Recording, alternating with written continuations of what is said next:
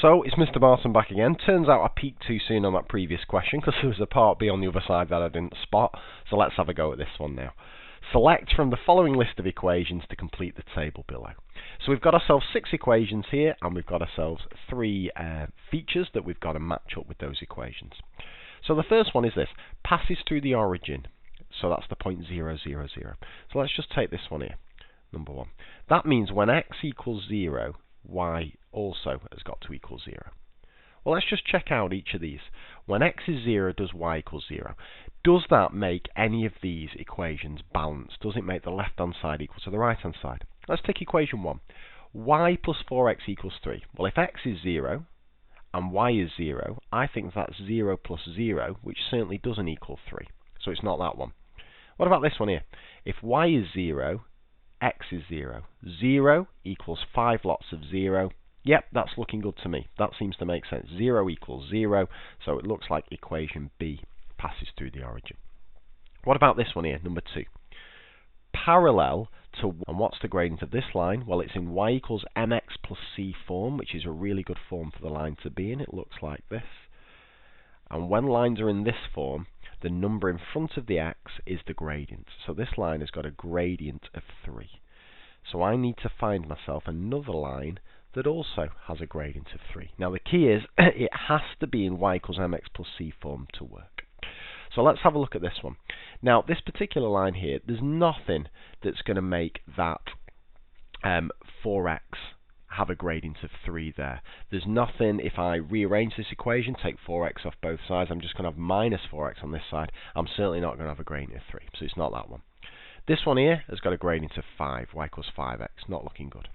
This one here has a gradient of 5, so it's not that one. What about this one here, D? Let's just investigate this a bit further. So I've got y minus 3x equals 4.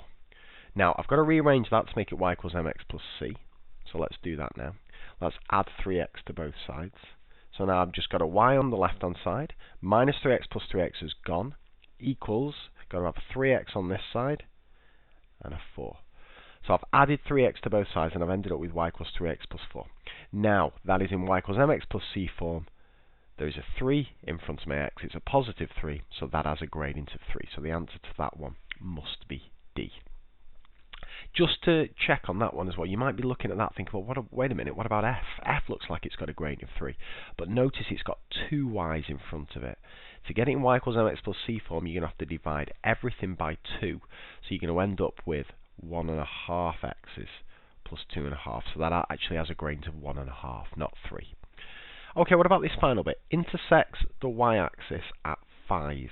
Now, where something intersects the y-axis, that means when x is equal to 0, y is equal to 5. So we've got to find equations where that is true, where the y-intercept is 5. Let's take this one first. When x is equal to 0, does y equals 5 work?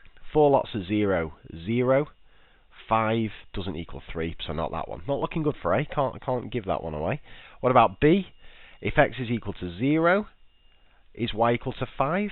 Well, 5 times 0 is 0, doesn't balance. Y is not equal to 5 there.